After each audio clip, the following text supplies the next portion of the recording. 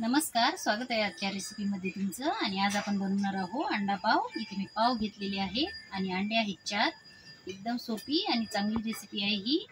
खायला हेल्दी आहे आणि बनवायला सोपी। चला तर आता आपण पटकन रेसिपीला सुरुवात करू। रेसिपी चालू करण्याच्या आधी जर तुम्ही माझ्या चॅनलवर नवीन असाल तर चॅनलला सबस्क्राइब करायला विसरू नका आणि व्हिडिओ संपूर्ण बघा। चला तर आता पटकन आपण कृतीला सुरुवात करू। आता सर्वात आधी आपल्याला काय करायचं आहे, हे जे अंडे आहेत त्याच्यामध्ये फोडून घेणार आहे मी या बाउलमध्ये। त्याच्यानंतर मग आपण पुढची कृती करू। अंडे फोडून घेतलेले आहेत इथे। आता याच्यासाठी आपल्याला एक मिरची, थोडीशी कोथिंबीर आणि एक कांदा हे मी सर्व बारीक चिरून याच्यामध्ये टाकणार आहे। मिरची मी थोडीच घेतलेली आहे। लहान मुलं जर खाणार असली तर मिरची आपल्याला एकदम कमी वापरायची आहे आणि शक्यतो बारीक चिरून घ्यायची। आता ही जी रेसिपी आहे बनवायला सोपी आहे, लहान मुलांना आवडीची आहे आणि लहान मुलं काही असं नवीन खायला आवडीने खातात। नाहीतर मग आपण रोज पोहे उपमा हेच जर दिलं तर कंटाळा करतात मुलं खायसाठी। अशा पद्धतीच्या रेसिपी तुम्ही जर मुलांना बनवून दिल्या तर खातातही आवडीने आणि त्यांच्या दृष्टीने चांगले पण असतात ते। आता हा कांदा मी बारीक चिरून घेणार आहे।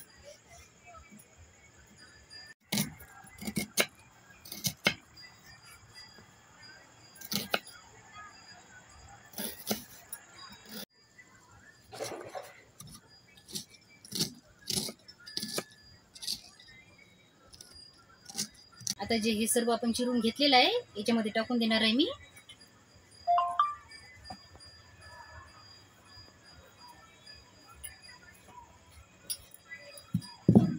आणि त्याच्यासोबतच टाकायचं आहे आपल्याला चवीनुसार मीठ,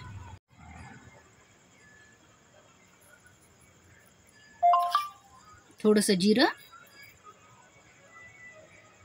हळद,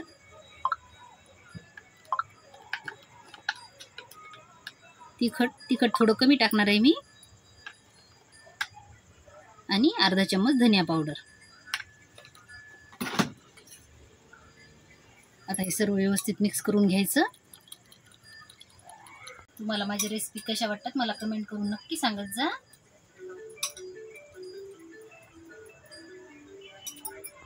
हे पाव घेतलेले आहे की नाही, हे मधून मी असे कापून घेणार आहे। हे बघा अशा पद्धतीने।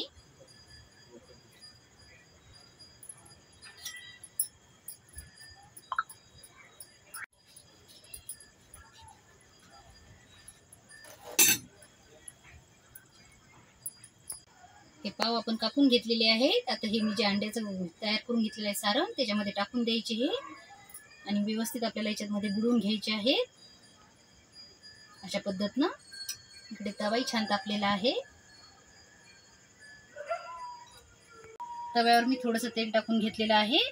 आता हे आपण पाव तव्यावर ठेवून देऊ।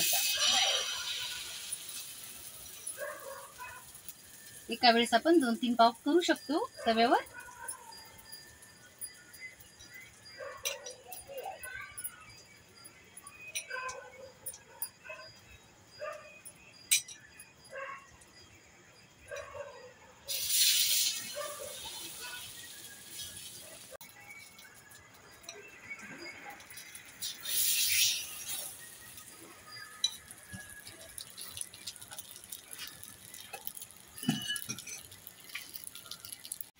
एका साईडने झालेले आहेत हे। आता मी पलटून घेणार आहे अशा पद्धतीनं।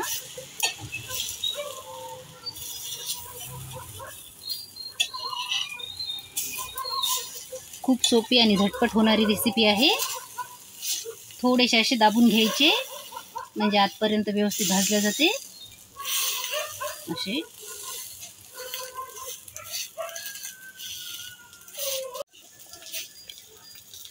आता परत दुसऱ्या साईडने पलटून घेतले मी।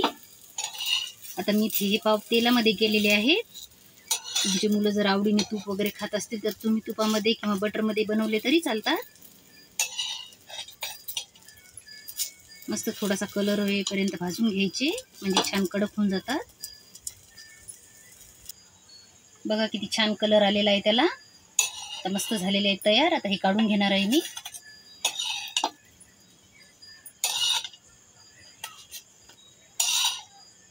आणि अशाच पद्धतीने राहिलेले पण बनवून घेणार आहे।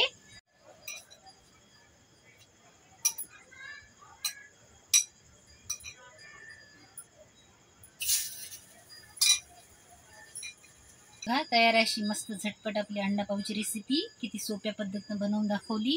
करायला एकदम सोपी आहे आणि खायला एकदम चवदार. अशा पद्धतीनं जर तुम्ही बनवली तर मुलं तुम्हाला नेहमी नेहमी बनवून मागतील.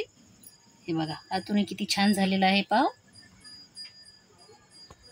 अशा पद्धतीनं मी बनवून घेतलेली आहे. आणि तुम्हाला जर ही रेसिपी आवडली तर रेसिपीला लाईक करा.